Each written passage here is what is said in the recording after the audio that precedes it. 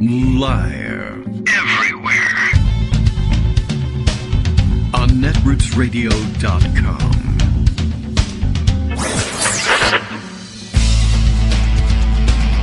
David Waldman. Kagro. In the morning. Now, here's David Waldman. Hey, good morning, everybody. How you doing? It is Wednesday, May 26th, 2021. Time for another show. I'm ready. Greg seems to be ready. The raft O stories is flowing down, presumably, again, the river is the metaphor that we're using somehow for Skype. I don't know. It seems to work. Everything's A-okay. And time to get rolling. The Kagro in the Morning radio show is live now. We are informed all the way from Portland, Maine. Thanks, Bill. Kagro X, me, David Waldman, is now broadcasting using the latest in spring-loaded technology. Okay. Safety goggles on. Time to go. All right. Let's see what's up and what we can collect for discussion today. Many things happening. Some new news, some old news, some new angles on old news, all sorts of things happening today, as usual. Greg will be here. Maybe we can get a chance to dive into this, although to see whether this is in the Rafto stories or not. At some point, we maybe have to acknowledge that there's this new thing going on, this new movement on to reassess what we, I think, more or less correctly at the time, all dismissed about this weird idea that COVID was some sort of either artificial creation in the lab or that there was a laboratory in Wuhan that was somehow responsible for the creation and strategic weaponized release of the virus. I don't know. Everyone seems to want to reassess this thing, but also to reassess it in ways that say, well, no, hold on a second. It's actually quite a rational thing and a rational idea. And there may even be something at the bottom of all of it. But this is like the new hotness in the press, is to express some sort of remorse or if you're just a press critic, to attack the press over having badly mishandled the reporting of this theory. And I have a theory about how that happened, which is that the people who most loudly latched onto the theory are people whom you had very good reason not to trust about anything, much less the COVID virus. So I don't know. I'm not certain how ridiculous it was at the time to say, well, the guy who says it's a hoax, or that it's the Democrats are doing it, or whatever. And it very quickly morphed. I mean, it may not even have been the fault of the first people to bring it up or the first people to report on it, but it very quickly morphed into, well, Dr. Fauci created it, or he made it himself, and he's doing this to get rich and selling PPE to people. So it was very quickly swarmed, I think, by lunatics, that the people who, even if they were bringing it up for good reason, were, I'm trying to distance themselves from, but they couldn't tamp down on the people who were able to quickly turn it into a weirdo fest. And so it was very easy and also probably prudent to put all that aside and deal with the fact that the United States government was not dealing with the fact of the virus itself, instead looking to blame someone. Very strange. Maybe we can sort it out. Maybe we don't have to. It might not even really be all that important in the end, because then what? I suppose if you were able to then prove that there was some sort of negligent or malicious act by Chinese laboratory workers, Chinese government, what are you going to do about it? I mean, basically, we're stuck in that position, and it would be very interesting to parse why it is that we're stuck with no alternatives and how we got ourselves into position to be possibly victimized by every other aspiring superpower in the world with no opportunity to contain them or convince them that this was a foolish idea or what have you. Okay, well, let's see. Here's a good question, one I was not expecting from this morning, as Greg continues to collect the Rafto stories, and I think probably supplement the previously prepared Rafto stories with, okay, here's what's going on about the Wuhan thing. Armando has, I don't know whether he heard this and wants to chime in on it, asking if the show is full today. The show's never full, I guess. We could say that. So sure, he has some beautiful, beautiful words to share, probably from Donald Trump. How about the 10 o'clock hour?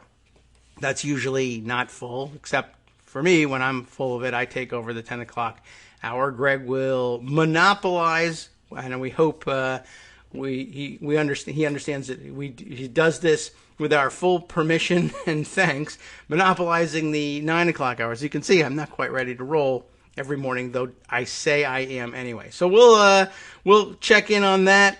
We'll check in on a couple other things. I had some questions or some requests from the audience for explanations of what's going on with the reconciliation possibilities.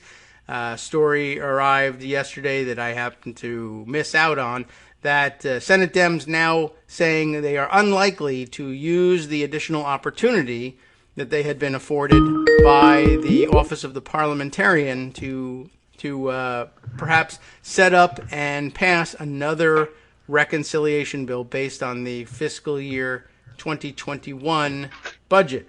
But all is not as it seems necessarily. I don't think the headlines mean what people took them to mean, just like may have been the case with the Wuhan thing. Everybody sort of read their own agenda into it. Perhaps we can straighten some of that out later on today. But let's start with Greg, who... Have I turned your agenda upside down? Were you working on something else? Or was that the agenda? No, just now? not at all. It's all part of the same thing here. Okay. But I got a question for you. What does Armando want to talk about? I only ask because I got some legal stuff in here, and I'd rather him do it. Okay, I don't know. I'll ask him while you do something else. How about that? There's the New York possibility of a grand jury about Trump's association with his so-called organization. Mm-hmm. There's Bill Barr's memo about why I've decided in advance that we shouldn't charge Donald Trump with the crimes he's about to commit. Okay. So there's a bunch of legal stuff he could do. I'm just not sure what it is he's going to do. Tell you what, it's actually about the lab leak idea and Tom Cotton, he says. So. Okay, good. Well, wasn't either of those things. That's a good topic too. I'll just say a couple of things about that. Okay. First of all, this is a story from USA Today back in March of 2021. Could an accident have caused COVID-19? Why the Wuhan lab leak theory shouldn't be dismissed. Uh-huh. And it's really a story about how people can get really sloppy in labs and how smallpox almost got released because a worker at the National Institutes of Health was walking around with a cardboard box with little tiny vials in it, jostling each other and breaking, and a tissue sample of smallpox broke. Okay. And little labs, nothing got out, nobody got hurt, but little things like this happen all the time in the United States, and people don't really talk about it. So lab accidents are possible; they're always possible, and nobody should ever dismiss a lab accident simply because lab accidents happen. Okay. Yeah. So that was part of it, and then and I don't like fact checkers very much because they often throw their opinion into the facts. Oh dear. But Glenn Kessler had a timeline how the Wuhan lab leak theory suddenly became credible. Okay. And I think mentioning Tom Cotton, I'll let Armando deal with that, but that's part of the reason why it's a topic today. It's because of this story in a very prominent paper that talks about that. Okay. I've been wondering about that. It's been happening for a couple of days. I've seen a couple of folks out there insisting that we gave the whole thing short shrift. Although I guess, again, I'm still a little puzzled as to, well, what would we have done with giving it, I don't know, long shrift? Well, the problem is that nobody's specifically been able to point out that this is the definitive way that coronavirus happened. Yes. And there happens to be a lab in Wuhan that studies viruses like coronavirus. Yes. And people, for whatever reason, have interest in conflating two separate things. Now that's a lab accident leak happened, possibly. We don't know. We can't rule it out.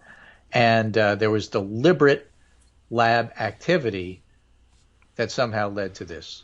Yes. which is a completely separate thing. Well, so if you're going to talk about it, you got to talk about which one are you referring to. Okay. Yeah, well, I mean, I think that was probably the big problem, and why a lot of it was dismissed was because it was instantly snapped up by people who had a microphone and had a megaphone and were paid attention to, and who said, very racist about it. So, and became crazy. That's part of the deal. So, sure. But, Armando's got thoughts on it. He's been looking into it. So let him loose in the 10 o'clock.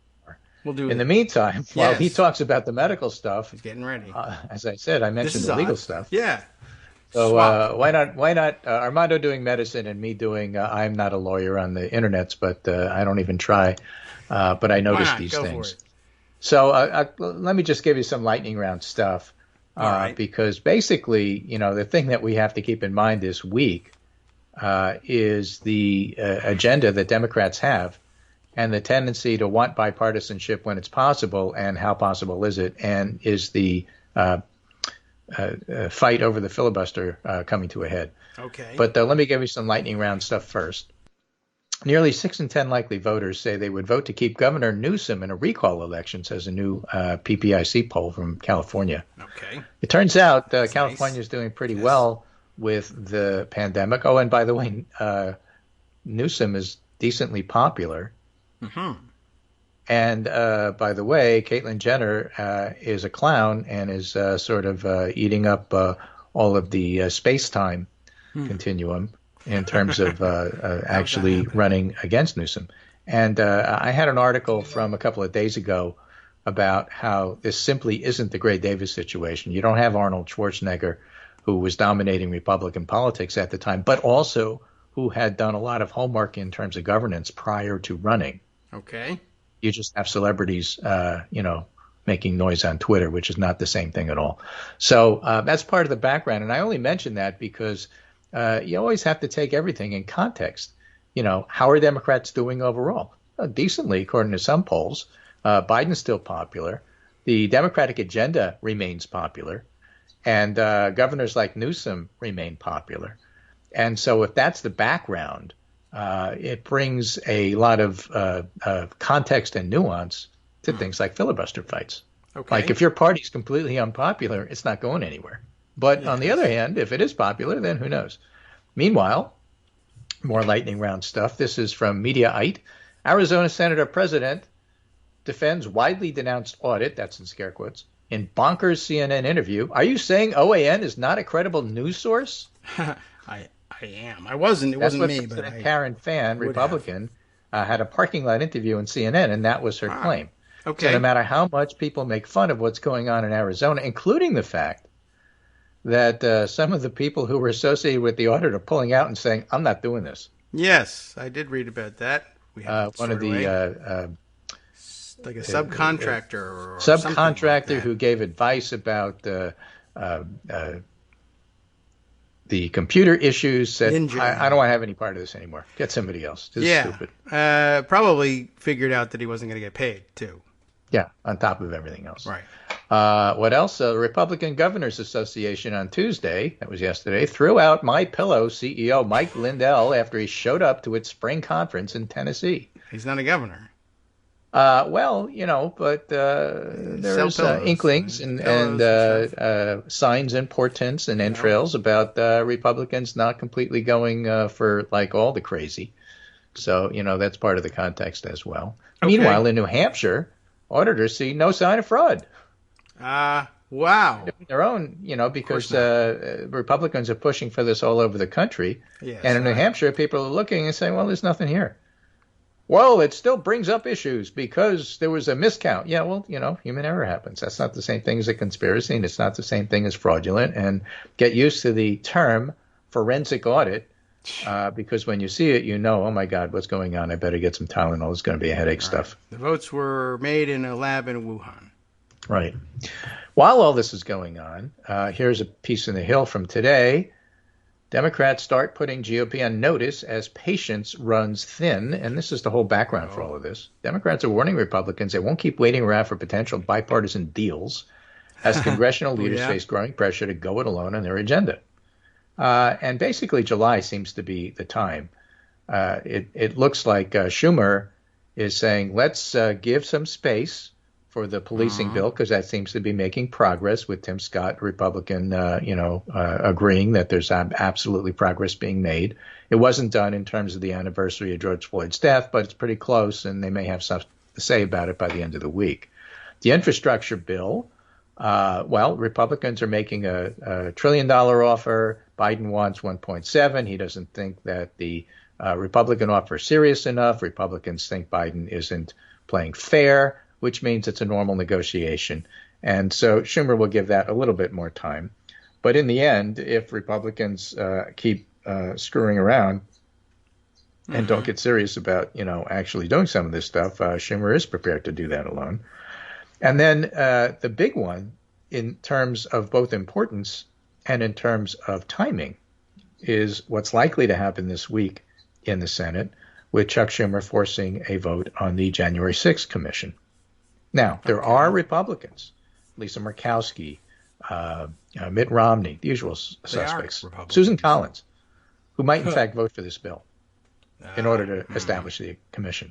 All right. And it's still likely to be blocked by McConnell, who doesn't want Republican malfeasance highlighted. And he's doing his best to say it's all in the past and we shouldn't tie our future to Donald Trump, while Donald Trump is saying you have to tie your future to me because I won't allow it to be any other way. And in fact, McConnell's intransigence in not wanting to see this go forward is actually upsetting Senators Sinema and Manchin, who said it's ridiculous that you won't agree to this. Well, sure. So they may have a red line in the sand about filibuster, but filibustering this may be enough to push them into doing something. So it'll be really interesting to see how that plays out, and we get to see it soon, because that should happen this week. All right. Well, we've all been wondering whether there was something which would be so precious to them that they would give way in some form. Well, their lives, that might be one of those things. Maybe. We'll see. On January 6th. And Manchin said, I can't believe you guys, we want to work with you. Work with us. I can't believe you don't want to work with us on this. I can't believe it's not butter, but it isn't. Yeah, exactly. But it isn't. So, again, all these things happening. Meanwhile, while the anniversary of George Floyd is with us, Kristen Clark narrowly confirmed as first black woman to lead Justice Department's Civil Rights Division. Susan Collins voted with the Democrats on this, so that's of interest. Nobody else. And the Republicans, there was a 51-48 confirmation vote, Susan Collins being a lone Republican to support this. And Senate Republicans have been fiercely critical, according to this piece and others, of Clark, and said previous statements she'd made on issues such as voting rights, religious liberty, and policing make them question whether she can be a nonpartisan enforcer of civil rights. Apparently, she's for civil rights. Yeah, well, that's the problem. Which makes her, questionable in terms of a nonpartisan enforcer of civil rights. Yeah, well, they want somebody who doesn't want civil rights to be in the civil rights position. The Republican Party is against civil rights, and so if you're for them, you're a partisan. Right, so, which is crazy, crazy stuff, and that's not going to fly, so too bad for them. Okay. They're all into this old defund the police thing. And again, you have to understand that conservatives are obsessed about crime and law and order. Doing it? They want their lawns to be in total order. I see. And so their whole concept here is rising crime, and people who want to defund the police are going to force the country to vote for Republicans, even though that doesn't happen, because in their mind it's still 1972 and they just haven't adjusted. I guess so. And I mean, if it's all the grand juries are indicting Republicans, I don't know how. Well, it doesn't have to make any sense. No, it doesn't have to make any sense. Okay. And the correlation between what you are concerned about and how you vote, it's like, what, all of a sudden people are voting on issues? That's not how people vote. Yeah, I guess not.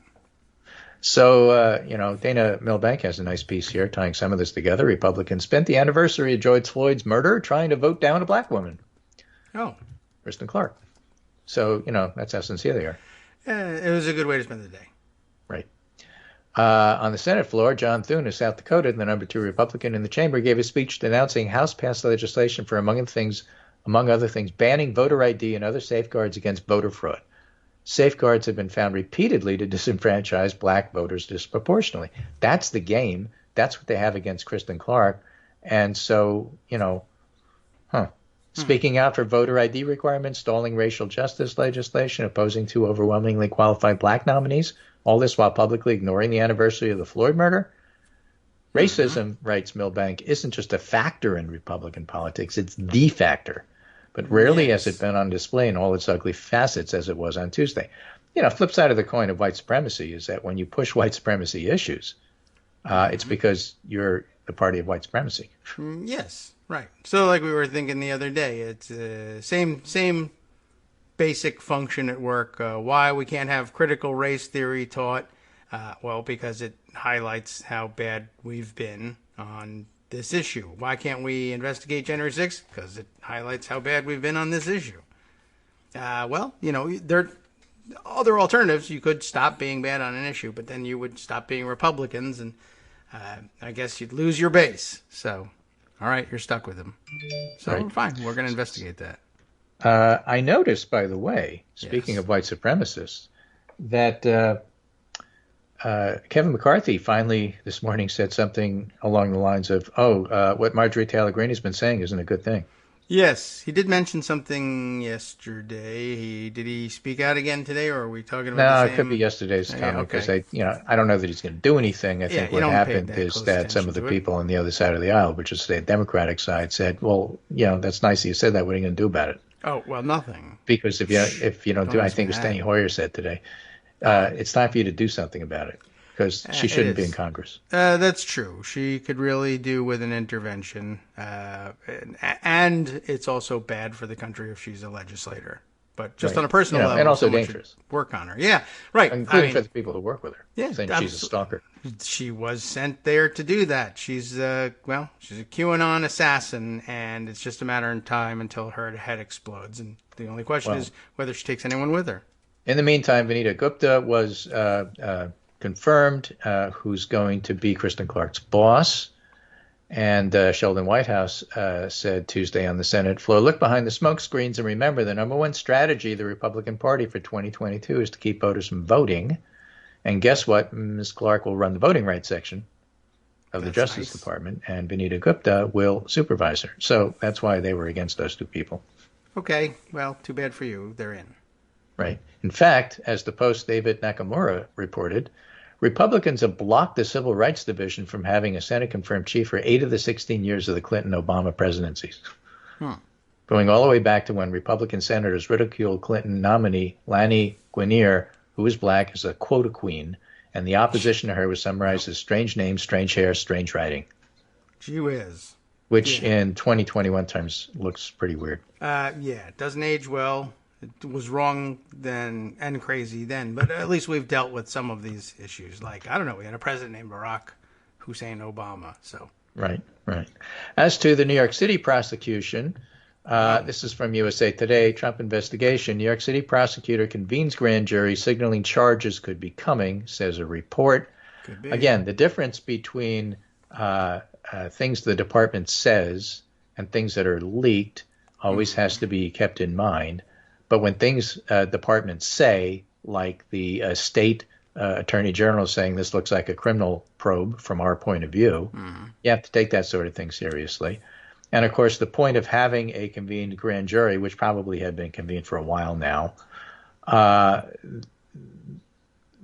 Washington Post first reported that Cy Vance convened the grand jury that will sit 3 days a week for 6 months, and the grand jury will hear several matters beyond just Trump's during that time. But there's tax and bank-related fraud. And part of the reason that prosecutors do this is to establish facts presented to the jury, and then you can use it later in a trial saying, well, this has been presented to the grand jury, so this is, testimony that we can use. So, it's part of the pre-trial work that people do in order to establish what's fact. And it's part of the reason for all of this. Okay. So the analysis goes along the lines, Patrick Cotter, former federal prosecutor who oversaw organized crime investigation, said the involvement of local grand jury suggests an indictment is highly likely.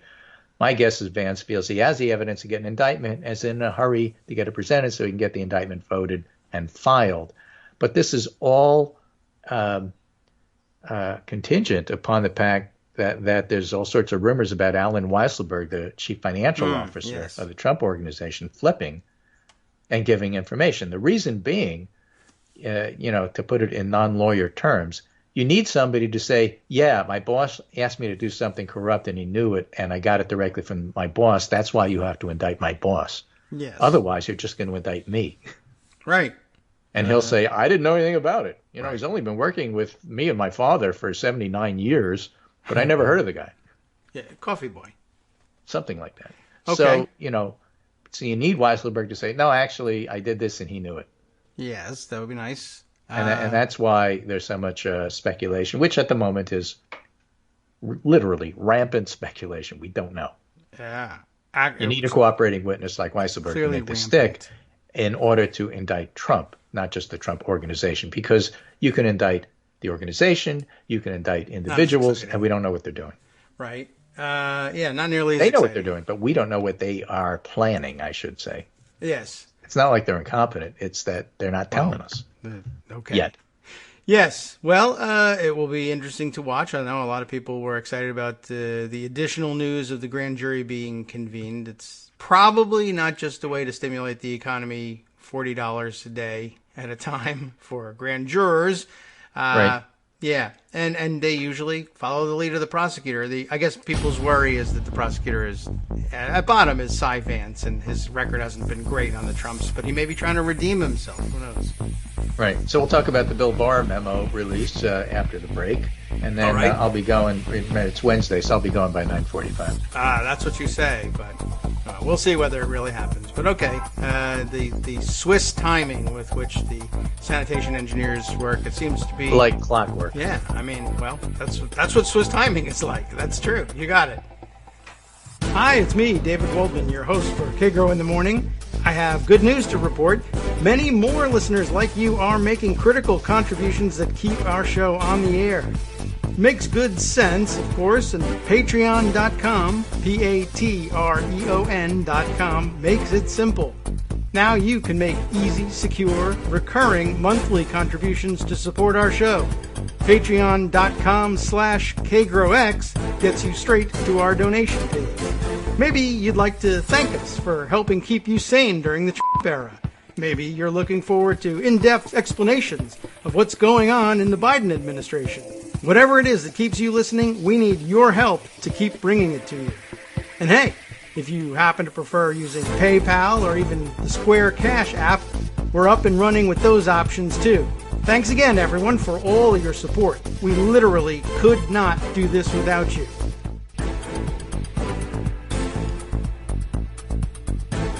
Welcome back now to the Kagro in the Morning Show here on Netroots Radio. Greg Dworkin's still with us, making preparations for the arrival of our sanitation engineer friends and Abby's weekly ecstasy at their arrival. So, well, it's Wednesday, so these things happen. This is part of the so show. I do have to acknowledge, in case I haven't already, the death of John Warner, Republican from Virginia. We always love people in Virginia and like to highlight Virginia whenever we can.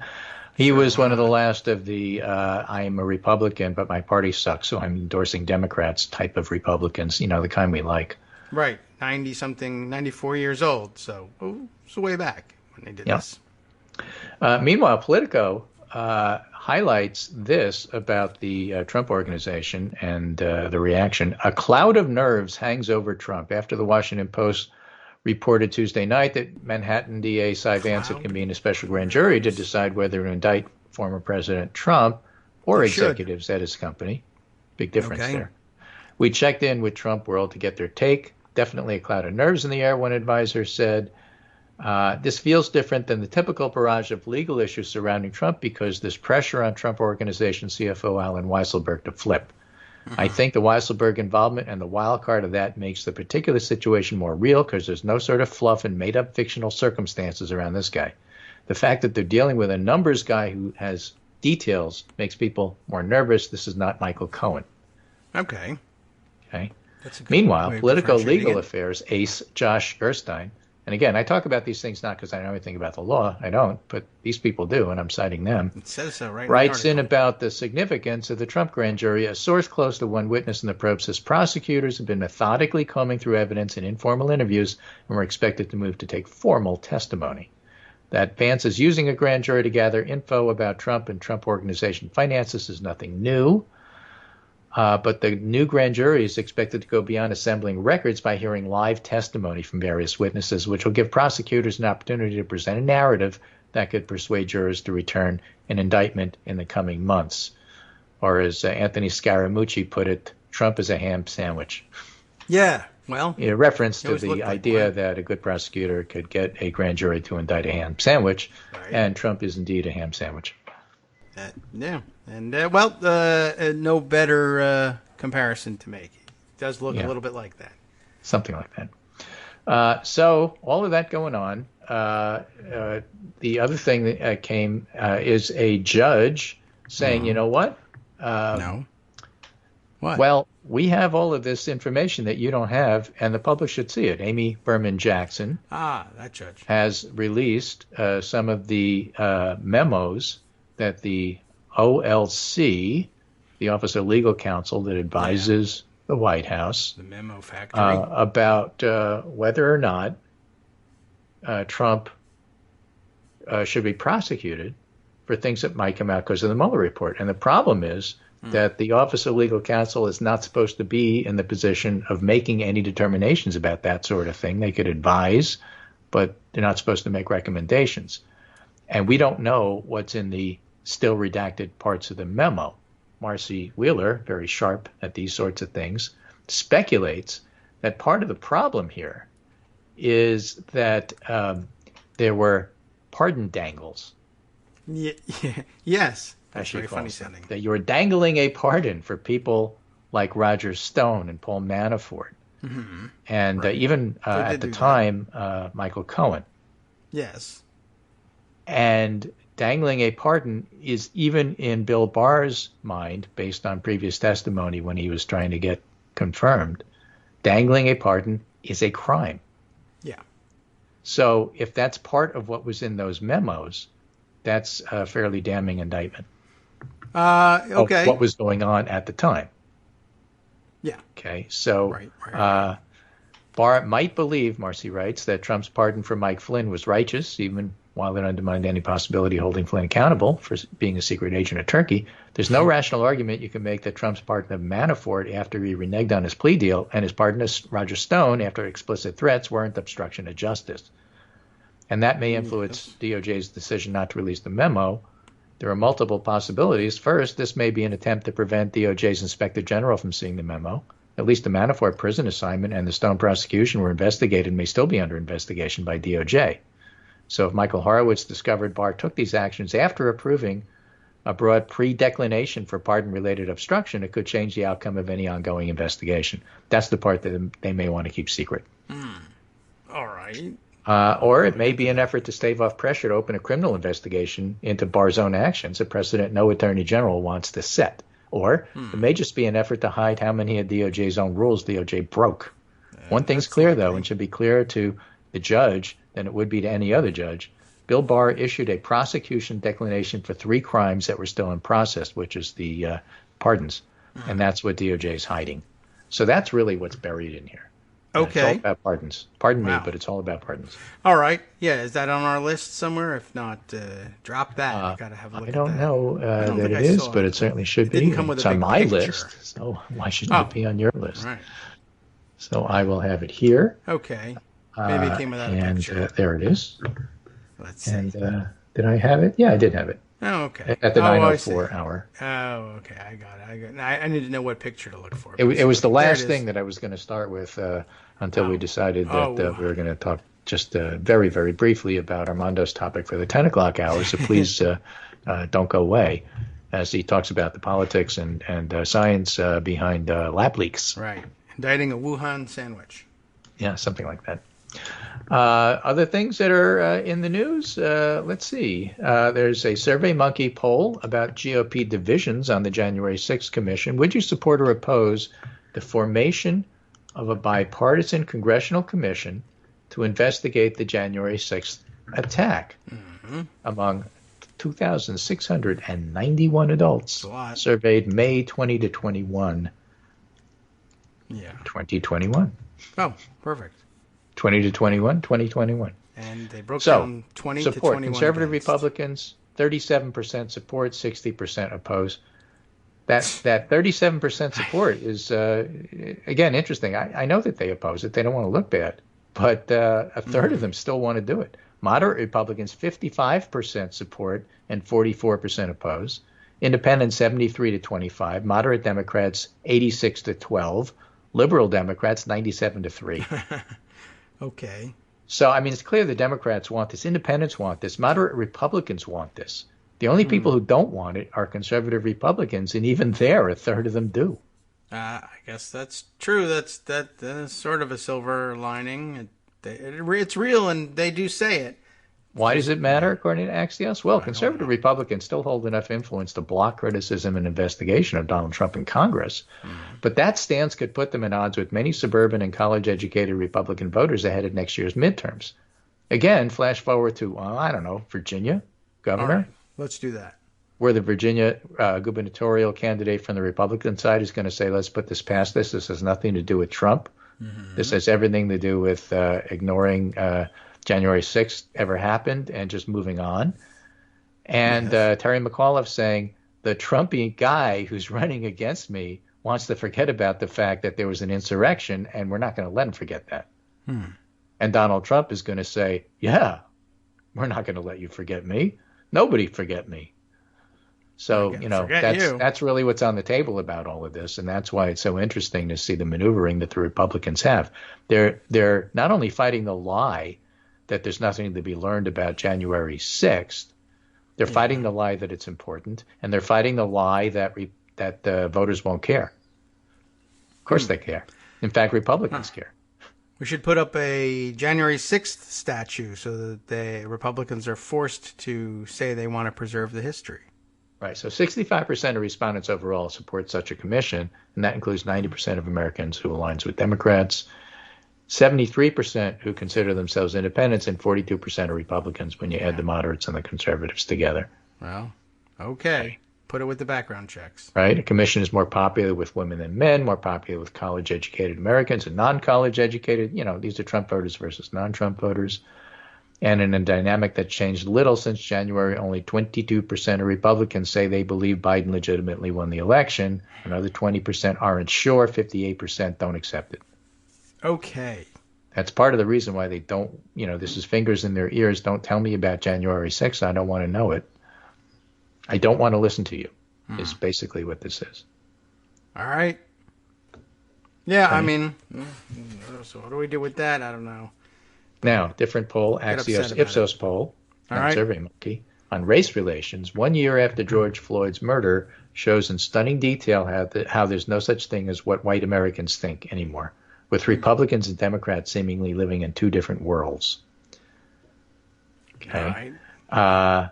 If you ask, do you agree that our country has made the changes needed to give black Americans equal rights with white Americans? Oh. White Republicans agree 79%, white Democrats 12%. Whites overall 48%. It's interesting that we didn't find Republicans saying, no, you've overdone it. Yeah. But the protests in 2020 over racial injustice had a positive impact on society. White Democrats 60%, white Republicans 8%. Okay. Okay. America is not a racist country. White Republicans 47%. It's only 47%. White Democrats 4%. Okay. So such a vast gap between left and right inside the majority U.S. racial group, which is to say whites, belies the notion of a compromised view, and it shows why Congress has been so slow to act. It also helps explain why Donald Trump still has such a hold on the GOP. So again, goes back to watching what they're doing with trying to block civil rights lawyers from being civil rights lawyers. This is what their party wants. Totally understandable. It's reprehensible, but it's understandable. That's what their voters want. So. That's who their voters are. Yeah. So, it's not surprising that they would take that sort of stance. Still, it is what it is. And, sometimes you can't negotiate or argue about this. You just have to outvote people on this. So, they did. Democrats won. They had enough juice in the Senate to confirm Biden's nominees in this particular regard, which will pay dividends later. But that's where it is at the moment. Okay. And while all of this is going on, they're still, trying to stop any possible progress and keep their power. Because, again, the whole discussion here isn't about anything about policy. It's about power. And Republicans are digging in, trying to keep whatever power they have, including power of the veto, through the filibuster. And that's what's evolving over the January 6th commission, and that's why it's so interesting to watch. Again, it's one of those situations where you sort of know the contours of how the vote's going to go. It's probably, 54, 46, something like that. Not enough to overcome a filibuster, but enough to show that there's bipartisan support. And then the next question is, okay, so what did the Democrats do about that? And that's unclear. Okay. And that includes Manchin and Sinema. Yes, right. And they're always unclear. So that's it. That's a summary for today. Well, that's good. What's going on That's here. well By done. the way, one last thing, just sort of out of interest. 210 things. And this is from Vox. Yeah. Why some fully vaccinated people are still wearing masks. Okay. And there's a variety of reasons, but mostly having to do with health. Still being uncertain about whether or not, for example, this is based on a poll from, I think, KFF, Kaiser Family Foundation.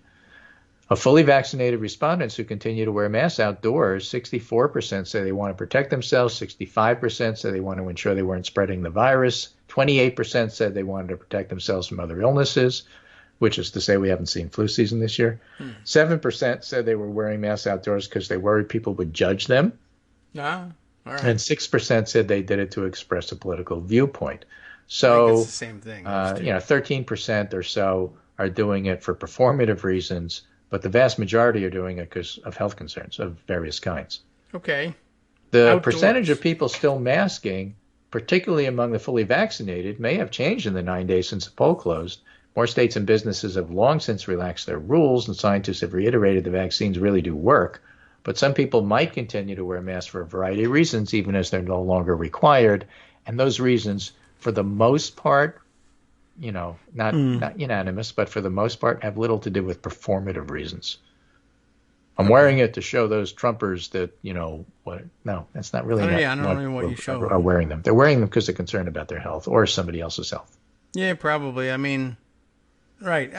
Now, they could be wrong about that. They could be right about that, but it's not for performative reasons. Yeah, I can understand that. I mean, it's just people who worry, okay, well, it's only, like we discussed the other day, well, it's only 97% effective, and so therefore I'm going to guard against the 3%. And it doesn't exactly work that way, but I suppose if it's not bothering you, why not have an extra layer of protection for everybody? Because you never know. But if you never know. If it's bothering you, I guess reassess. This is a Vox DFP poll. DFP. 49% of all people surveyed in this poll said they were fully vaccinated, although rates differ across party lines. Of course, 57% of Democrats, 48% of independents, 40% of Republicans, 16%, 4% of Democrats, 19% of independents, 30% of Republicans said they did not plan to get vaccinated. We've talked about this before, but it's not 30%. It's not 40%. It's in the range of 16, 17, 18% that are refuseniks. They're not that many. And so there's a lot of inroads that could still be made in terms of hesitancy that have a lot to do with access. And there just aren't that many. There are some, and they live in particular areas, including the South, but only 16% overall in the country say they're just not going to do it. Okay. That's not a huge number. Well, that's good, and we may even be able to do without them, possibly in terms of herd immunity. We don't know. Well, what's happening is the virus is dropping and dropping and dropping. It is. And so whatever's going on is working. Yeah. The concern, of course, and again, it's not hysterical concern. It's cautious concern about variants and about the fact that the pandemic isn't completely over, even though it feels like we're getting to the end. It's all good. In fact, it's good to the point where people are now starting to argue about whether or not Biden deserves all the credit, some of the credit, or, how, or why doesn't he, acknowledge that some of these vaccines started before he was president? Well, that's because the people before him are actively trying to discourage any action on the part of the federal government to keep the virus under control. And That's of why. course, mRNA started before Trump was president, so fine, Obama gets the credit. You win. Or something like that. How about that? So, again, that's the state of the country at the moment. Wednesday, 9:46. Of course, there's plenty of time before 10 o'clock, so who knows what might happen. Right. But that's the story. So I'm going to go collect Abby and get the sanitation engineers under control, and then we will be back tomorrow. Okay. Very good. You'll be back, Yeah, I'm here all the time. Right. Sure. Okay. All right. Maybe tomorrow I'll ask you about the particular, I guess, Rand Paul's latest thing about people who don't say they don't need to be vaccinated because we've already contracted the virus, and how safe are they? And how crazy are they? Are they wrong? Not as safe as we don't know. Who've had the vaccine, because the vaccine protects better, but it's not a completely insane idea. Again, it's just an exaggerated idea that doesn't help. Yeah, I guess so. I'm curious about that because I also we saw were somebody having a else discussion say on the Twitter same thing. about that. Oh yeah. Who do you trust more than Dr. Rand Paul? Well, Dr. Scholes, Dr. Pepper, Dr. Zayas. I mean, there's a number of people I could think of off the top of my head. Yeah. That's true. He doesn't win a lot of trust from me. There was another member of Congress, though, similarly saying, saying we ought to count among the immunized when we're taking numbers, people who've already had the disease. That's the community immunity thing. But, again, remember the people pushing herd immunity and don't do anything are partially responsible for, 590,000 deaths, however much it is, or 900,000, depending upon how you count them. So, I saw what happened when we took your advice, and no thank you. Yeah, I guess there is that. The vaccine has the benefit of not killing as many people. That's good. The vaccine works. You should go with that one. And there's new data today, I guess, from Moderna saying that their vaccine, just like Pfizer, works on teenagers. Oh, good. So maybe a couple weeks they can open that up, too, if we haven't vaccinated all our teens by then. Or we can vaccinate the rest of the world's teenagers with it. That's what we're looking for. Excellent. So with that, take care. I'm very interested to see what Armando has to say. And, maybe he can comment on some of the legal stuff swirling around, too, not just the medical stuff. Sure. And I'll see you tomorrow. Okay. Very good. Let's do that. Metaphorically speaking, given the fact that it's the internet. Right. Okay. We get it. We can turn on the video cameras, but why bother with that? My goodness. No. You don't want to see that, people. Okay. See you tomorrow for Garbage-less Thursday. Exactly right. Take care. Thank you. You do the same. And, you know what? I forgot to try my technical fix of, turning down the volume of Skype for the Hangout. But you know what? No one cares. And that's a nice thing. Gives it some finality. Is Greg still there? I don't know. Shoo. You relieve a lot of tension that way. Okay. Let's see. Other things to round up before our break. Still about a little under 10 minutes. 2-hour break and then entry into the 10 o'clock hour when we'll talk to Armando. Let's see. I mentioned, like I said, some requests, in particular from Adam McGinnis, who asked us about getting an explanation of this story. He's responding to David Atkins asking about a Jake Sherman quote. It's really all about Jake Sherman's tweet here. Jake tweeting for Punchbowl News. What was this, yesterday? Yes. Yesterday morning. We missed this entirely anyway. Senate Ds, are now unlikely, he says, to try using the fiscal year 2021 budget resolution to put together another reconciliation package, according to 3 sources close to the issue.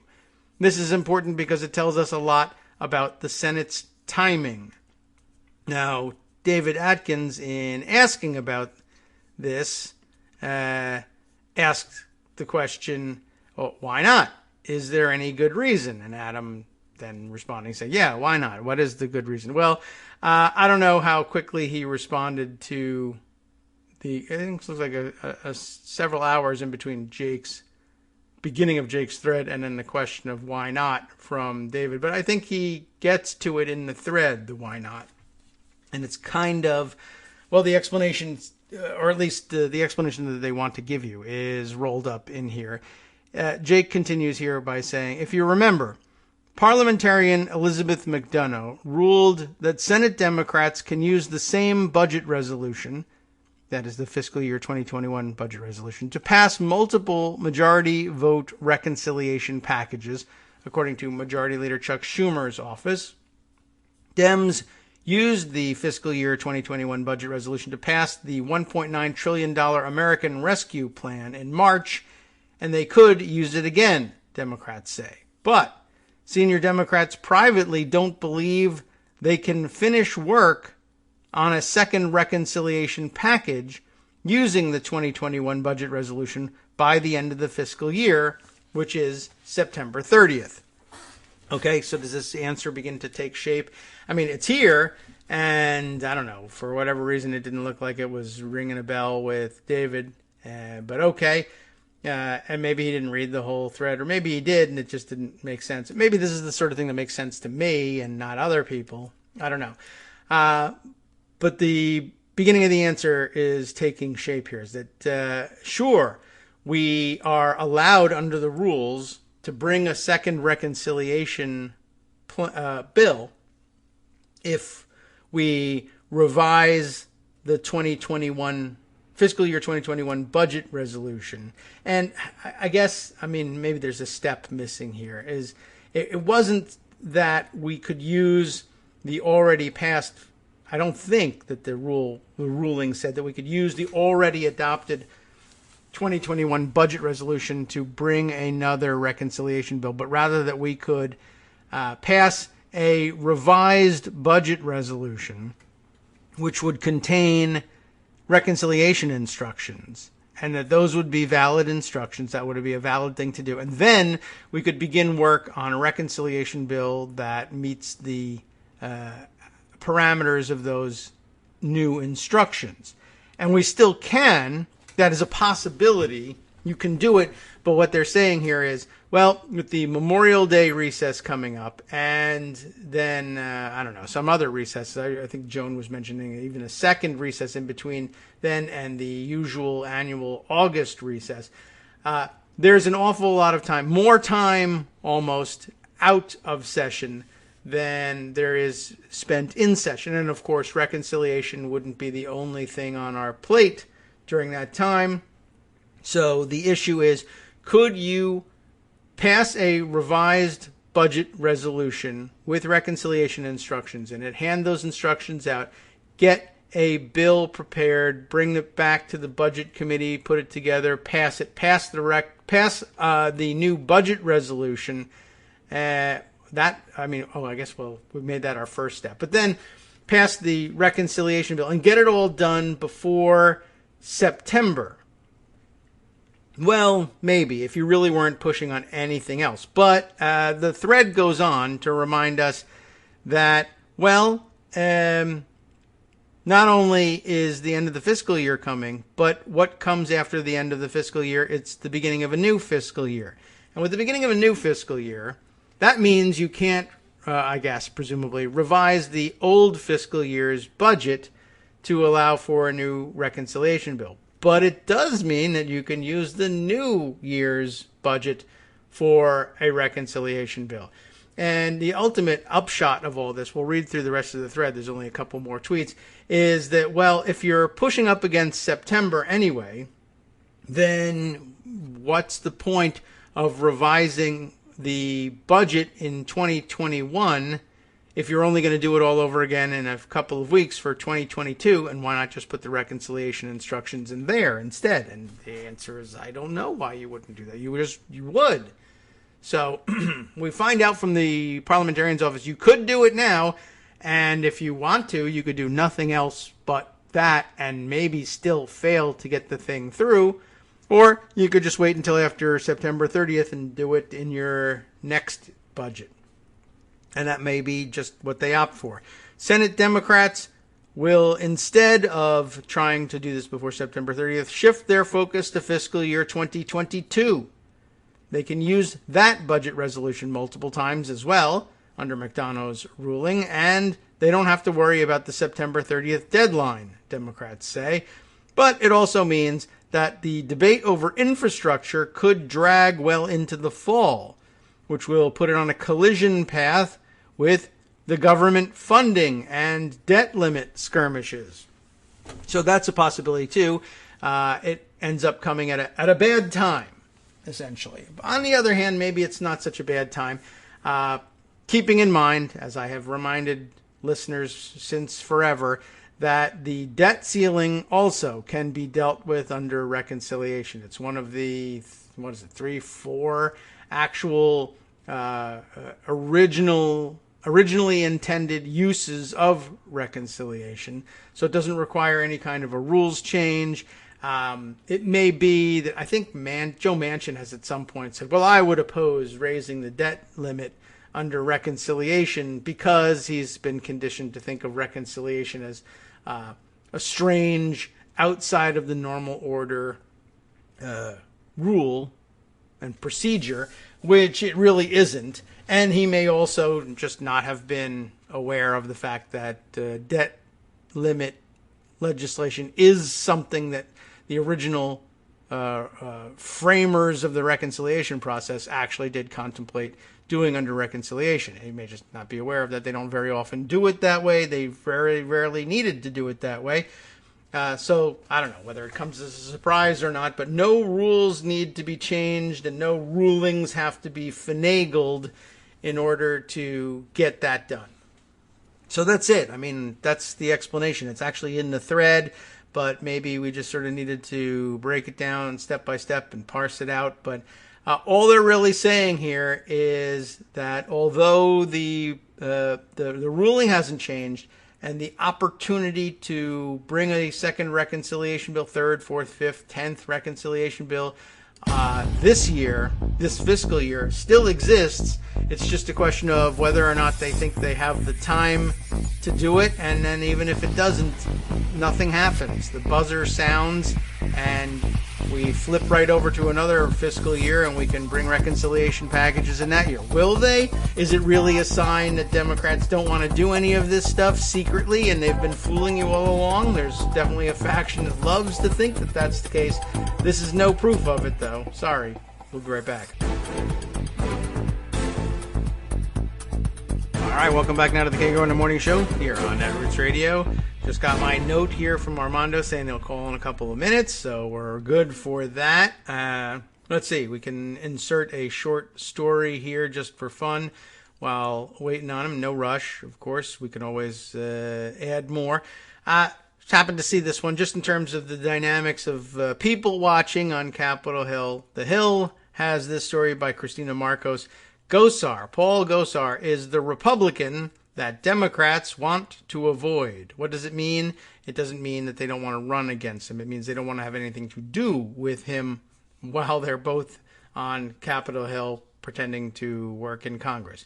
Paul Gosar is finding that Democrats who once worked with him on bipartisan bills, he actually did some, no longer want to touch them with a 10-foot pole if he's involved.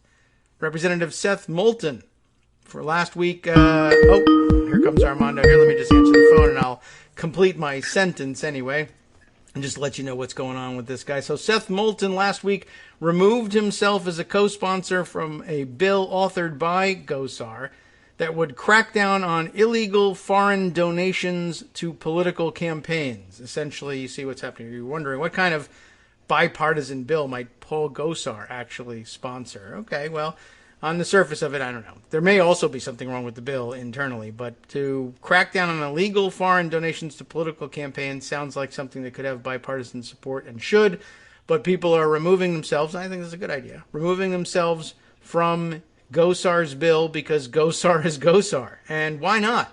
That's fine by me, and it's sort of a continuation of a practice that happens all the time anyway. I'd be very doubtful that Paul Gosar, with such a simple bipartisan bill, would ordinarily be allowed to pass it under his name anyway. Some committee chairman would instead hand it off to a freshman Democratic member looking to bolster their record and say, why don't you write a bill that cracks down on illegal foreign donations to political campaigns, and I'll mark that one up, and you'll look like a star. There's no reason I should be doing this for Paul Gosar. But in the meantime, you run around as a Democrat saying, I can work on a bipartisan basis. Look at me. I've co-sponsored these Republicans' bills. And Gosar has finally made himself so repugnant to others on the Hill that they don't even want to pull that simple trick if his name is on the same piece of paper. So I don't know. That's pretty good. Just thought I would throw that in there. A little tidbit about how things sometimes work on an interpersonal level on Capitol Hill. Now, though, let's turn to a bigger picture. Armando is with us. It's been a while, Armando. How are you? Yeah, I've been, I don't know what I've been doing. I was about to say I was busy, but that's not true. I just haven't been fired up about talking on the radio, Sure. I guess. Everyone can understand that. But today, I mean, I don't know. I don't think I've had that much that's worth listening to. This probably isn't either, but it Look, bugs me, so I want to say it. Yeah, if I went by that measure, I'd be sleeping late every day and enjoying myself. But what's grinding my gears? Yes, is this? Excuse me. This sure. There's the gears. Revamping of a lab leak theory. And that doesn't bother me so much. I mean, I don't remember it being a big story before a year ago. Yeah, well, people were having difficulty believing it for a number of reasons. One, idiots were proposing it. And two, there was a disease that went along with it that was a bigger deal. A much bigger deal. That. I mean, and, the whole question of whether China was trustworthy, of course they're not. I mean, they covered it up. Yeah. The pandemic itself. I mean, right. That's what they did at the beginning. They were bad. So, okay, we don't trust China isn't that controversial, I don't think. Mm-hmm. Certainly, at the time, this actually gets to a focal point of these arguments. And I just, when it all started coming out about a week ago, I asked, how does this even help Trump? How does this vindicate Trump? I mean, what does that change for him? In fact, if you look at his actual track record, he said he trusted China and they had it under control. Yes, there is that. And I mean, I don't know, maybe it's rehabilitative. Conversely, Joe Biden said he didn't trust China and we need to go in and see what's going on. Yeah, that's so, true. I mean, if you wanted to write this story, if you really think, oh, well, everybody got it wrong last year. Well, the reality is Joe Biden got it right by your lights that the lab leak theory has not been debunked. And Donald Trump got it wrong because he said he trusted China. Yes, that's more forgotten than anything else. Yeah, the lab leak story was forgotten for a long time. I don't know. I'm not certain that it's necessarily coming from a place, in all cases, where they're trying to vindicate Trump, but I'm positive that there are some people who say this is a great opportunity to vindicate Trump, even though that's wrong. Well, let's be clear. So I facilitate that. And I sent you two articles about the discussion. The one that got me going is Matt Iglesias doing an Iglesias Award thing, saying, "Oh, poor Tom Cotton got misconstrued." Well, that's not so bad. I don't mind. Well, first of all, I mean, Tom Cotton getting misconstrued isn't so bad. It's probably better for him in most instances, but in this instance, I just think this is revisionist history. Tom Cotton said, I don't trust the Chinese. It just didn't come from the market. There's this lab.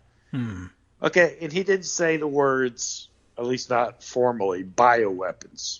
Okay. But obviously that was his insinuation. And, of course, the Maria Bartiromo's of the world and Peter Navarro's all say that. I think you're right. Because Tom Cotton, of course, is insinuating that.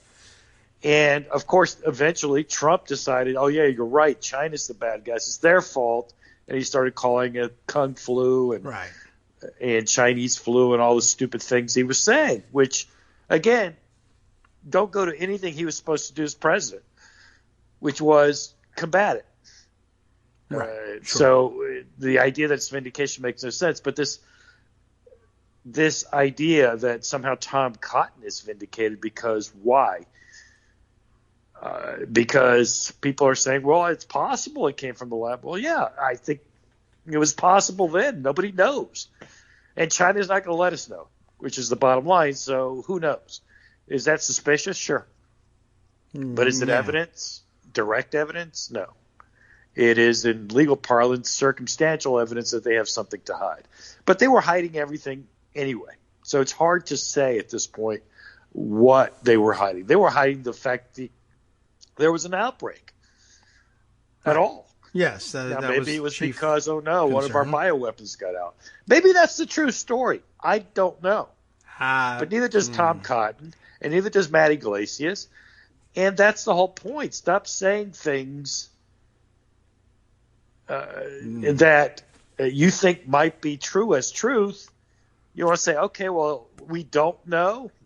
Well, that's not much of a story, but that's the actual truth. We don't. Yeah. I don't know. For some reason, I guess they find the Matt Iglesias guys, types, find a meta story in this and say, well, the press should have been more open to the more sane-sounding possibility of the involvement of a Wuhan lab, even if you didn't know exactly how it happened from the beginning, instead of dismissing it out of hand. But again, I'm not positive that they really did do that, and it was perhaps the only responsible thing to do, given how the issue was being handled and portrayed by the usual bad actors.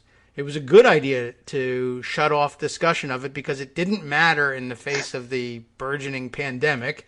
And, giving credit to Tom Cotton, even if he was due credit, would have done nothing to combat the pandemic either. And it was very clear that unless we all dismissed discussion of it, or at least put it off until later, you would have the Fox News and conspiracy theorist types out there making things infinitely worse and also not helping to combat the virus. So we'd have a terrible political mess and an international incident on top of the misery of global pandemic, and who needed that? So I agree with everything you said, and I would go further, though. What could you report? You had nothing. You didn't know. Yeah. It wasn't like they reported the origin as conclusively established as A, B, or C. We didn't actually have much reporting on the origin, precisely for the reasons we've already discussed. China wouldn't let you do the investigation to see where it came from. And the reality is, at that point, where it came from became less important. But dealing with it was everything. And, of course, when you encourage the Tom Cottons of the world and the Donald Trumps of the world by inference, you encouraged hydroxychloroquine. You encouraged lights up your butt to cure it. I mean, this is insane. Yes. What an insane focus. And by the way, I just, even if you thought it was worth discussion, to take Tom Cotton as an honest broker, just putting it out there, trying to figure things out, is such nonsense. He was insinuating a Chinese attack. Who are we kidding? We know that's what he was doing. I really, honestly, I don't remember his involvement in any of it at all because, again, it didn't register. It didn't register. It wasn't that big. It was like a 1 or 2 day thing. And there was a stupid fact check that said it was debunked. It wasn't bunked or debunked. We didn't know. It was just irresponsible. And it's an irresponsible theory when we're dealing with a pandemic that originated in China, and we're trying to get cooperation from them. So what are you trying to do? Look, I mean, they should PolitiFact, which is terrible generally. Because there's no reason to defend fact checkers. Okay. Ever. They're horrible.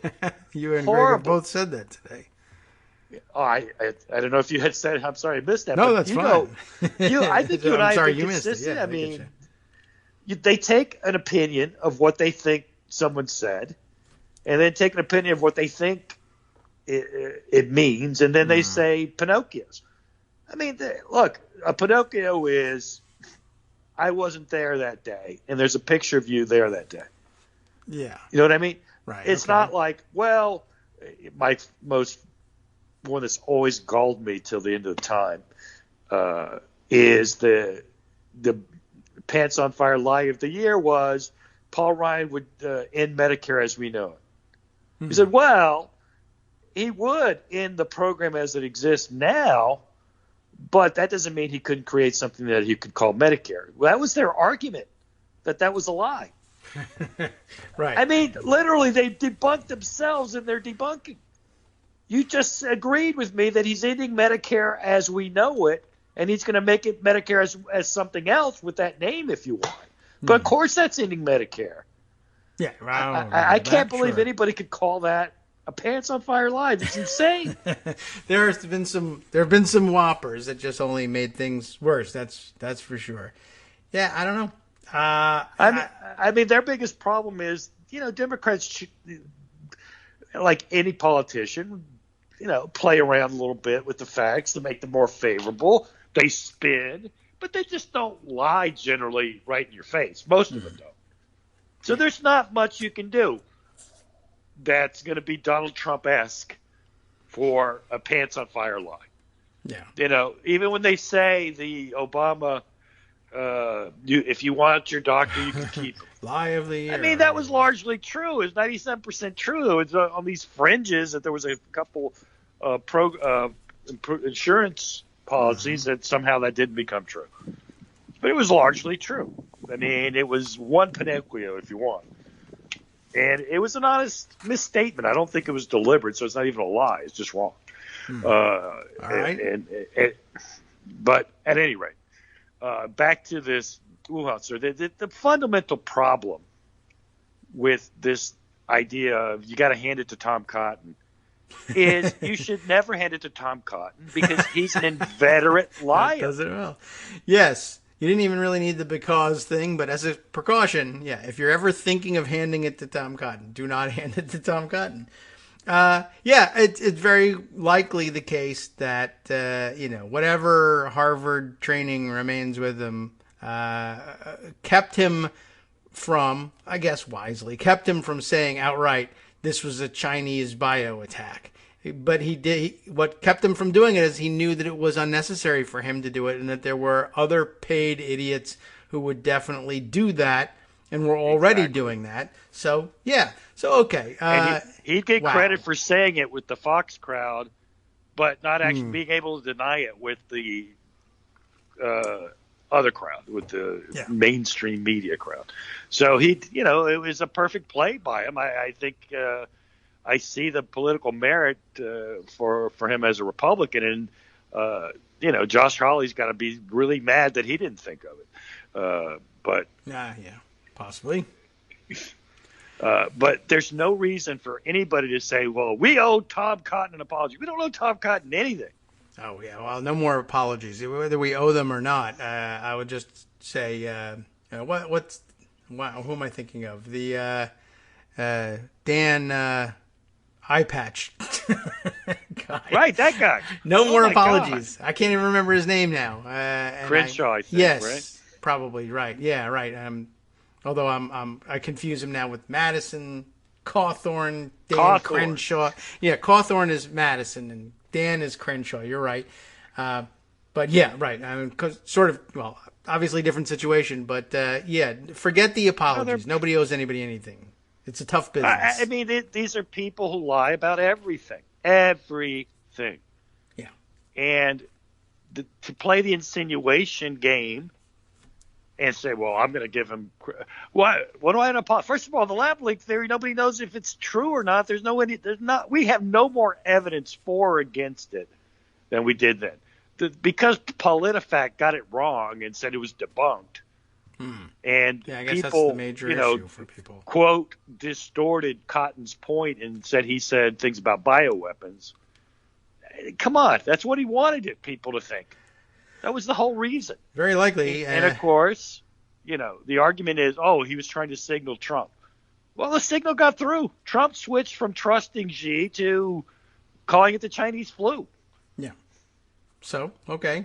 He gets credit for giving a winking reference to the Wuhan lab, knowing exactly what would be done with it, and then they did do that with it. And then everybody said, yeah, but that part at least is crazy, and even if we were at that point, to credit, well, okay, the non-crazy part of it, that it might have had something to do with the lab, is valid. And now what? Bomb China? Don't get PPE? Stop work on a vaccine? What? Nothing? Just keep doing what we're... Yeah, no, he agrees in his article that... Hello? Yeah, I'm here. Oh, yeah, he agrees that in the article there's no policy implications. There's nothing to have been done. If China's not letting you in, we're not invading. You put pressure on them, and Trump should have done that, but he didn't. He just, tweeted. Yeah. All right. And did rallies and said it was a hoax. Yeah. Killed Herman Did all Cain. the things he did that killed 600,000 people. Yep. Yeah, I don't know. I saw also, obviously, this too was foreseeable, and this is why probably a lot of people didn't want to revisit it, even if there was technically, if you squint at it just right, a meta issue to be teased out. Yesterday, with using whatever media he still has available to him, it seeped through to me that Trump was parading around saying, "Aha, see, I was right." No. You were not right. You were corrected, but maybe pushed into believing something different by Tom Cotton, and you immediately took the wrong message from it for the world. It was the right message. Tom Cotton wanted you to get that message and to launch these attacks, but the right message was entirely missed by you. And to stand there and say, I'm now vindicated. I, the guy who killed 600,000 people, who had Kushner say that it was a great success story, who said you should drink fish tanks and put light bulbs in your orifices. I was right. Everyone can see I was right. Sure. Well, even in the discrete issue on China, of course, he was demonstrably wrong. He said he trusted Xi. Joe Biden was right. He said he didn't trust him. So there you go. I don't know. But naturally, this was going to feed fair. Exactly that. You could put this side by side. The January op-ed that Biden wrote, no one paid attention to it because we all thought he was dead. But he wrote it, or he had somebody write it. He put his name on it. And you could put them side by Trump's tweets the same few days. Yeah. Joe Biden was right. Donald Trump was wrong.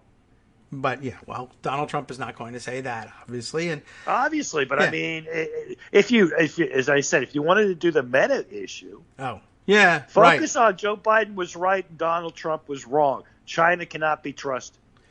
I guess there's room for that in your column, and say the media got it wrong, and so did Donald Trump, and that's not hard to believe. But then you don't get all these right-wing Substack subscriptions, I guess, for handing it to Tom Cotton, which is, all the right-wing guys are like, oh, look at that. And the Iglesias Award for Iglesias. I guess. Yeah, I don't know. It's been kind of weird, and I have noticed the weird, I don't know what you call it, that weird arm of the horseshoe out there, who are saying, well, look, I'm just saying, not because I love the right wing, but they had it right back then, and it's just not a thing that matters a great deal. At best, I think that's all they can do with it. To me, I relegate it to, all right, it's a meta issue. There's a very narrow sense in which what you have to say is of interest. That is an academic paper at best, where, people who chase their own tails and gaze at their navels should be looking at it. It doesn't belong in the mainstream discourse. I won't say you can't write it, but it's not. Listen, it's a money-making decision. It's not journalism. Right. Do not kid yourself with that. What Iglesias does there is journalism.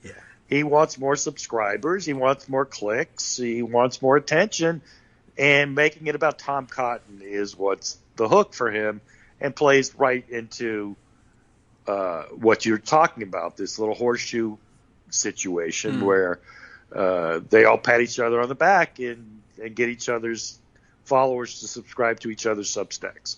You're absolutely right. And Iglesias more and more is absolutely flirting that way in a more respectable way than, say, a Taibbi or Crazy Greenwald now. But, and they all say, oh, the freedom of Substack. Well, the Substack's not free if that's what you're doing your living at. Oh, you need to attract attention. You need clickbait just like everybody else. What are you talking about?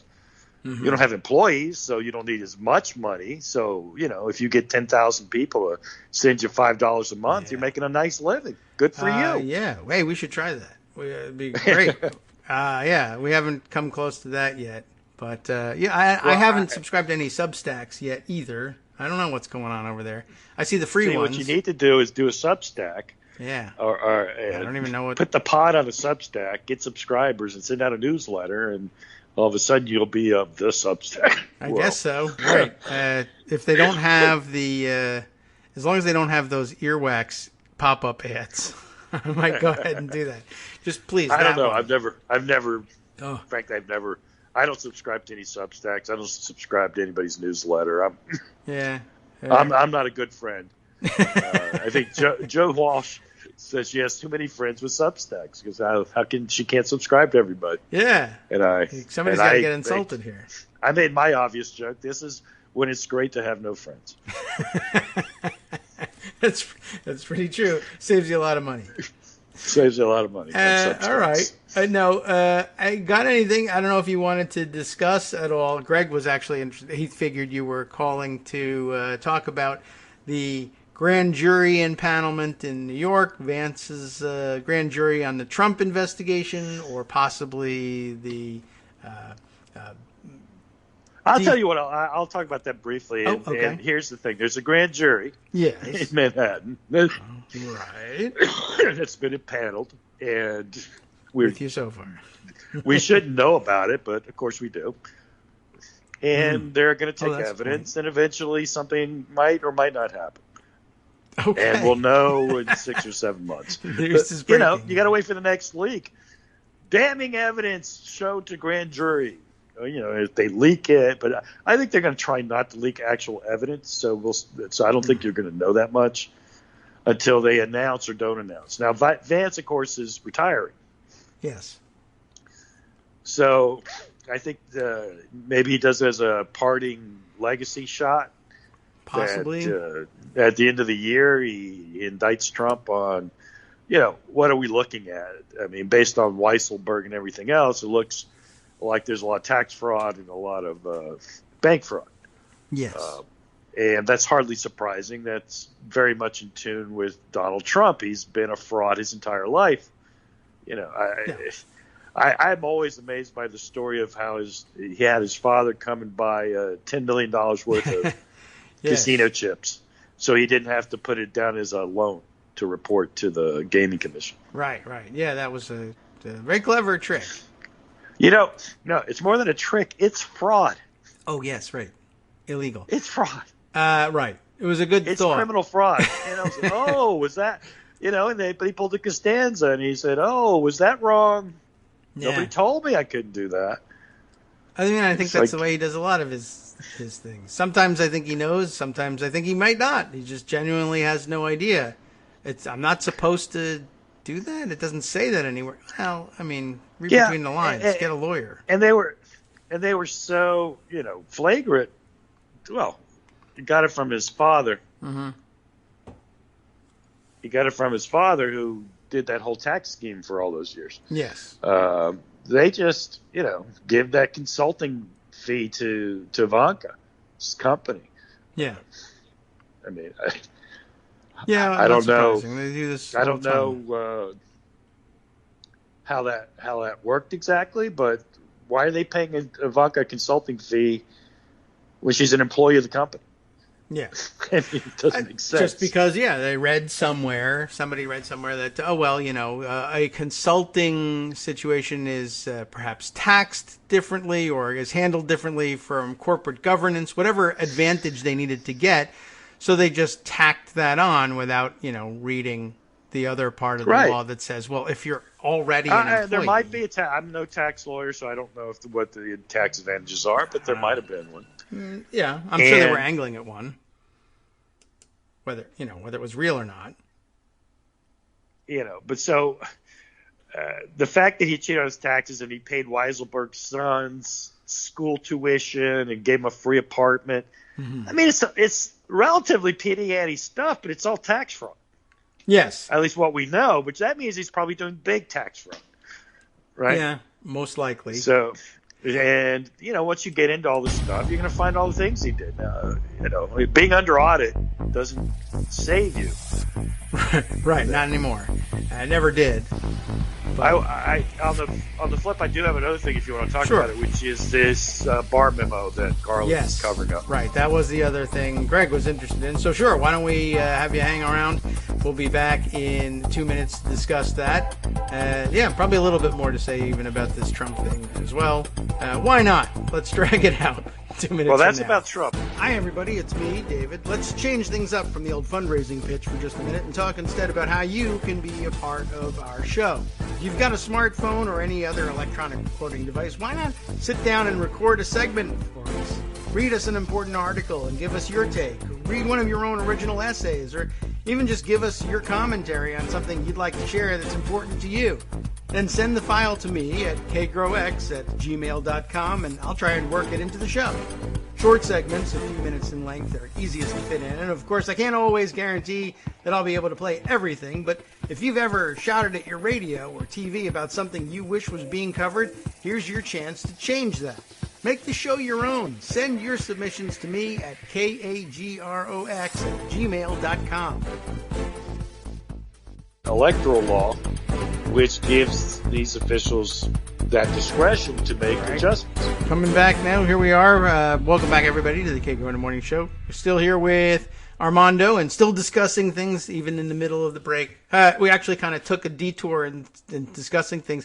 I'll just throw it out there again just because why not? It facilitates discussion. I sometimes have difficulty telling, and I think everybody does, including Trump, when he's being disingenuous and pretending to be confused about the tax law. I didn't know that was illegal. Nobody's ever said that before. Versus places where he's just genuinely ignorant of the law and has no interest in figuring out what the law is because he's read it, and in his childlike interpretation of things, it means this. Whether it's issues, well, the less complicated version of this is when you run into people that say, I don't understand. I got kicked off of Twitter. I thought there was free speech in this country. This is a First Amendment violation, right? And you say, no. Oh, wait a second. That's not just Trump saying that. No, it's not just Trump. But everybody, says that. But the more complicated version. And now that's spread to everybody, including, beyond Trump too, we were talking about the election cases, where there are still Republicans giving interviews or being asked questions on CNN about why did you vote against certifying the electoral vote? And they're saying because, as they heard from Trump, because the states that changed their election rules by having drop boxes or changing the hours of voting or the days on which there would be early voting, the Constitution clearly says that the state legislatures have to make those changes, and they didn't make those changes, so that's a constitutional violation, so therefore their electoral votes don't count. And even if it was a constitutional violation, it's never been clear that the remedy is throwing out their electoral votes. But aside from all of that, it's just a simple misunderstanding of, willful misunderstanding of what the Constitution says. It says right here they'll choose the manner of appointing their electors. Yeah, right. Choose a election or direct appointment or any other method you want of naming your electors. But the question of will this firehouse be a polling station, or can we start voting on Wednesday of the week prior, or can we have a drop box? That's not something the legislature has to do. That's not manner of choosing, manner of appointing electors. It's just a completely different question. But it says kind of something to do with the election. So I think the legislature should have to do it. Well, they can if they want to, but they don't have to. So you're wrong. Well, right. I don't know. I wish I wasn't. The thing, of course, is that all these arguments were actually litigated anyway. Yeah. And the only one that the Supreme Court actually took up and it ended up being moot, of course, was the extra 3 days that the Pennsylvania Supreme Court gave. Of course, what was interesting about that is the Pennsylvania Supreme Court said that this was necessary to comply with the Pennsylvania Constitution, the Pennsylvania State Constitution. Yes, now, okay. This is actually what I was telling you before. This all springs from a different point, which is in Bush v. Gore, the Rehnquist argument, which did not carry the day that day, was they made up this equal protection argument, which is absurd to this day. It is the worst decision ever, just in terms of intellect. I mean, they couldn't do anything better to steal the election. I mean, to that end, Rehnquist had a better argument. But Rehnquist survived that. Rehnquist argument, of course, carries forward, and Kavanaugh took it up in this Pennsylvania case about how you can't change the manner of it without violating the state legislature's federal constitutional power, right? Okay. So that's the argument of it, how it goes. It says it doesn't matter what the state constitution says, and of course, in Bush v. Gore, the Florida Supreme Court relied on the Florida Constitution, and it ended up, not being central to the decision, but it was central to Rehnquist's argument that the Florida Constitution can't trump the federal Constitution and limit the legislature's power here. So there is that. Now, there is federal law now, good in some respects but bad in others, as we know, about the safe harbor, right? Yeah. To bore everybody with this again. One more if time. you certify that somebody won by a manner that was prescribed before the election, Yes. then those certifications of electoral votes cannot be challenged. Right. Of course, that provision in the law is completely contradicted by Section 15, which allows objections to certifications. Yes. Right. Oh, well, they always want to reserve themselves the right to object to something. Well, but that doesn't make sense. That it's not a safe harbor. That there is no. Right. Then why have the rest of the law? I guess that's true. If it can't be objected to, but I would like to object to it. Could you put that in there? I can put it in there. Yes, I can. So everybody's forgotten. Problems. We've argued about voter suppression, but no one as yet has proposed reforming the Electoral Count Act, and it really makes me angry because the Electoral Count Act violates the 12th Amendment. I've made this argument before, and it's still, I'm still right because the Electoral the 12th Amendment says that the votes are counted. They're not objected to. Right. There's no constitutional right to object in Congress. I guess you can't not count. In it's fact, not you're written violating out your that constitutional duty by objecting instead of just counting. It seems like the sort of thing that they would allow themselves to do because they object to everything there, and we've certainly seen it happen. So now I guess we're stuck with it. But but David, that's the mechanism for overturning an election. Yeah. In Congress, January 6th happens because Section 15 exists. If it didn't exist, it wouldn't happen. And I think, yes, Trump was the main reason. But people have forgotten that this provision of this law is a travesty and it needs to be changed. And nobody cares. Nobody's paying attention. We're going to go through it all again if we don't win easily and who knows what in 24. And, look, 2022, it's a midterm election. We're probably going to lose the Congress. That's just the way those things are. And there'll be a Republican Congress in 2024. Perhaps. We'll have to see. Maybe we win it back. But then who certifies those elections? Yeah. Well, who certifies? Because, when you're talking about certifying members, you talked about this. Yeah. That Pelosi shouldn't have accepted certain results. Yeah. Well, why not? The door's open now. I mean, and that's actually, I don't know how you get around that one because the houses in the Constitution are the judges of their own qualifications, including, they're going to say Adam Clayton Powell, but that was, frankly, the facts were a little different in that case. They were. It wasn't a question of whether he won the election. It's whether it was more about expulsion than anything else, and the timing of expulsion. Mm-hmm. So I don't think that's such an easy question, and I think people aren't paying enough to the structural problems of the Electoral Count Act and provisions of the Constitution on recognizing elections for Congress. So that's true. No one has moved to that point. There's been movement on people recognizing the danger in the presidential election, clearly, because we watched what happened on January 6th. But still, it's still kind of lonely for people who are saying, they're just getting ready to say, if they have a Republican Congress, that no, it doesn't matter what the voters said. We say we don't trust the reporting of what the voters said. The voters actually said they wanted Trump, even if Trump wasn't on the ballot. He died in 2023, but who cares? We elect whatever it is. And so therefore it falls to Ivanka, and she gets to have it by our interpretation of things.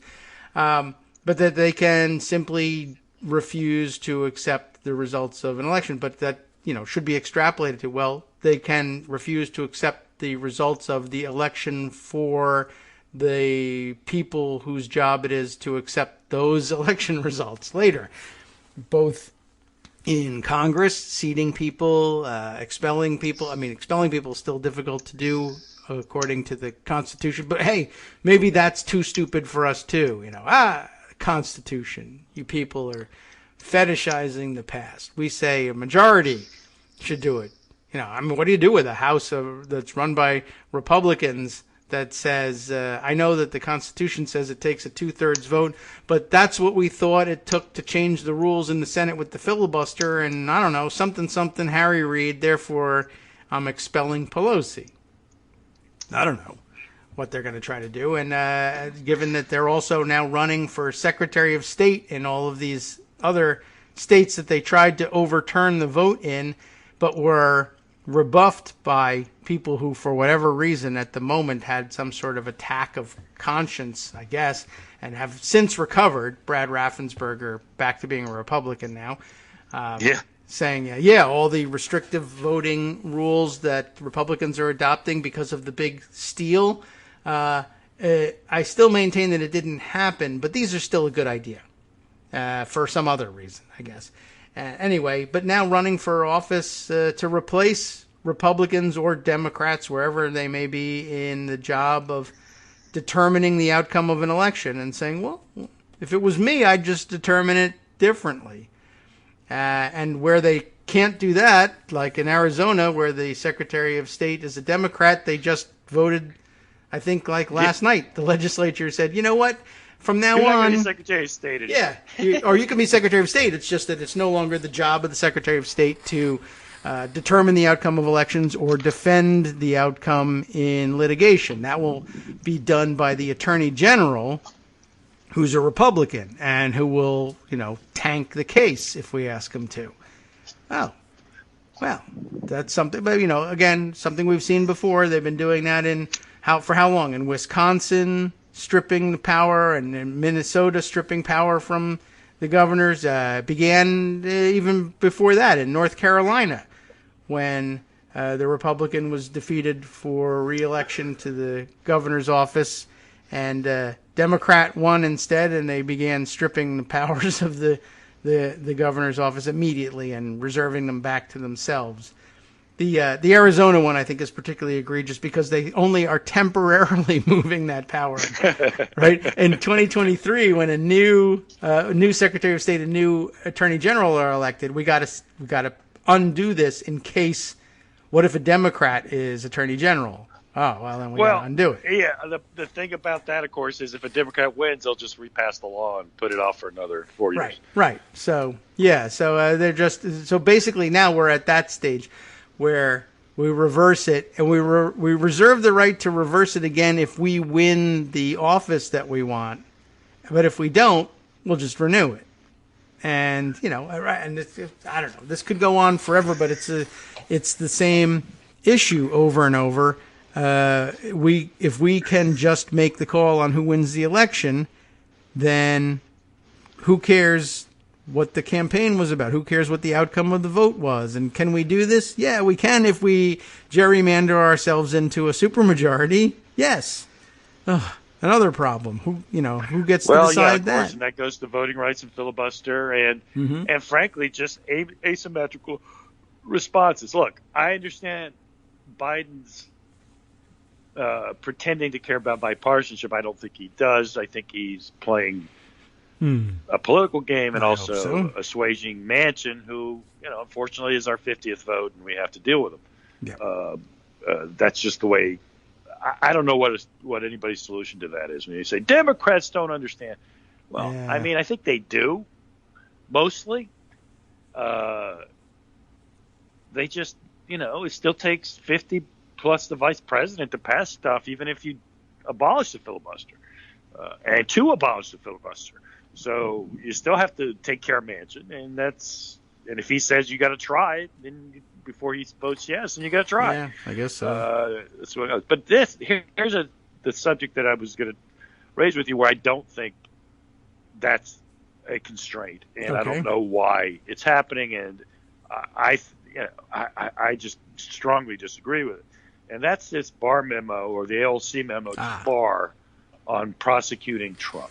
Okay. That Amy Berman Jackson ruled that document has to come out pursuant to FOIA. And it was the last hour before they could take an appeal, and the Justice Department filed a notice of appeal with a stay motion. Yes. Because they say they disagree with, or not even, they didn't say they disagree. They just said that,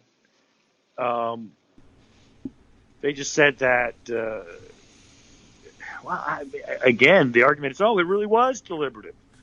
But there was no decision to deliberate because the president can't be indicted while in office. So you really weren't making a charging decision because you can't, right? Yes. I mean, it's not like you can have a sealed indictment. You know what I mean? So, and then the other thing is, in the very same motion, they admit, OLC can't actually make charging decisions. So how is OLC advising people on charging decisions if that's not even what they do? How is this a deliberative decision-making document when A, the decision couldn't be made, and B, the body who gave you the memo has no power or authority to render you any advice on that issue? Oh, well, I hadn't thought about that limitation. I don't know why there is that limitation, but... Well, that's what OLC said in its own memo. That's what Justice said. Then all right. I guess. I think Marcy Wheeler has covered this as well as anybody, and it's so. I mean, it's a bad faith filing by the Justice Department. And it should be. Weird. And people say, well, the institutional interest. There's no institutional interest here. The deliberative process will continue to exist. You can use it when you are indeed deliberating on decisions that you make. This ruling doesn't threaten that at all. It's a fact finding that this, in fact, was not deliberative. And if the next memo you try to defend goes to the judge, and the judge looks at it and says this isn't deliberative either, that decision is going to hold no matter what happens here. This is a difference on fact finding. Yeah. So there's no legal principle being defended here, which is, I had this argument with Randall Eliason. I said, what's the legal institutional interest here? This interest is in covering up for Justice Department employees who did Bill Barr's bidding. Yes. It's a disgrace. And I don't care what institutional love Merrick Garland has here. These people have to deal with what they did. They were good. I mean, don't get offended, people. They were good Nazis. They followed orders. Yeah. All right. And when you follow orders that you should not follow, there should be consequences. Yeah, I can. And to top it all off, they lied to the court. Yeah, Twice, I mean, that should be enough. I get the instinct to pretend that there's some institutional interest here, but I mean, there's even exceptions and tests and examinations for the state secrets doctrine. There has to be the same, I would think, at least for deliberative process. Look, it's like you said, it's not an attack on the deliberative process privilege if you determine that there was no deliberative process going on. Everything's intact. And I understand, now you've laid the groundwork for how to undermine a claim of deliberative process. Well, then, look, if it's a claim that can't be undermined, then it's an absolute immunity, and we don't, actually believe in those. What you're saying is, I guess it's the Gonzalez doctrine. No court is competent to make this determination because, well, at that time it was because national security, state secrets. Now it's no court is competent. This is even worse. No court is competent to make this decision because it involves legal privileges. Well, wait a second. What do we build courts for? You can't really make that argument. And to be fair, that's not the argument they make. They say, Judge, you made a mistake. This really was deliberative. But it's because we say so. There's no real actual coherent argument presented. Or maybe it's all sealed argument that will be made on appeal or something. I mean, if I'm Berman Jackson, I say you guys didn't even give me an argument here for why I'm wrong. Yeah, I mean, you just said this is really important, and I'm taking it above you. So issue a stay. I said, well, I'm not issuing the stay. If you can convince the D.C. Circuit to issue the stay, I'll stay till they decide. How about that? But if they don't grant it, it's over. And then of course then there's no appeal. So the stay motion itself will be critical to even have an appeal. They'll probably grant the stay, and I don't know if they'll expedite or not. Probably not. They'll probably sit on it for 2 years until this is far away. But I found Garland's instinct here very troubling. And if anybody thinks this Justice Department is going to do anything about Trump for any reason, forget about it. Okay. And it may come from the White House. And maybe Biden doesn't want to get dragged into that. Let New York have fun with him. We're not going to do it. But this isn't directly about Trump, even though it is attenuatedly to Trump. It is about the Justice Department. And two people in particular, Stephen Engel and Ed O'Callaghan, who breached their duty to the Justice Department by letting the OLC be used by Bill Barr for political purposes. It's outrageous behavior. Frankly, I would fire them if I was the Attorney General. Well, okay. I would fire them. I know their career, blah, blah, blah, or Engel is anyway. I think O'Callaghan isn't. But I'd fire both of them. They lent themselves to a nefarious, unethical plot by Bill Barr. And I personally would have, as a member of the public, as a citizen of the United States, I feel very ill-served by them and by Merrick Garland for letting them cover this up. Yeah, well, I need to do some more. I've just only kind of come to this issue lately. I'd like to do a little bit more reading, and I'll read what Marcy has to say and just read the basic stuff from CNN. But I mean, yeah, what it seems like, if you're just taking evidence of wrongdoing, of illegality, and saying, well, yes, I confess to this crime, but quickly type this up on OLC letterhead, and therefore it can never be entered as evidence because now it's an OLC memo. My confession to this bank robbery somehow. I don't know what it was supposed to be exactly doing. What it was. Your description is exactly right. Barr wanted to say to issue a public statement of declination, even though he couldn't do a declination or a charging because the president pursuant to Justice Department policy, is not subject to indictment, as the Mueller report said. The decision making didn't need to be made. It should not have been made in the first place. And number two, of course, he wanted to do it for political reasons, so that Trump could discredit the Mueller report and say he got exonerated. And Barr was part of that political process. And that's not what the Justice Department is supposed to do. And then he enlisted the OLC to give him cover. And these two gentlemen played along knowingly. And they should suffer consequences for that.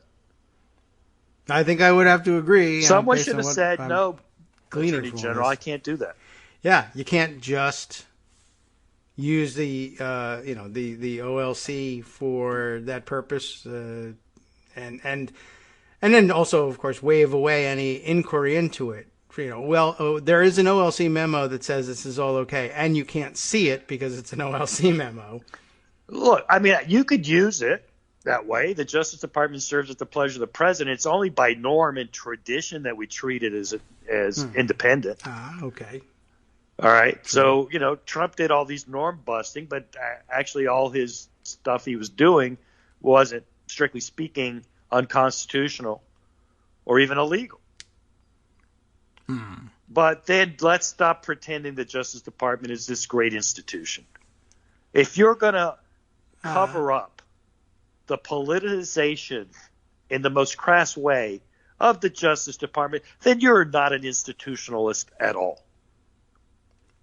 You're a fake. I guess so. And I'm calling Merrick Garland a fake on this because this is so outrageous that he really should be dragged through the coals for what he did, appealing that decision. He didn't have to do anything. Hey, the judge ruled. It's done. Sorry. Yeah.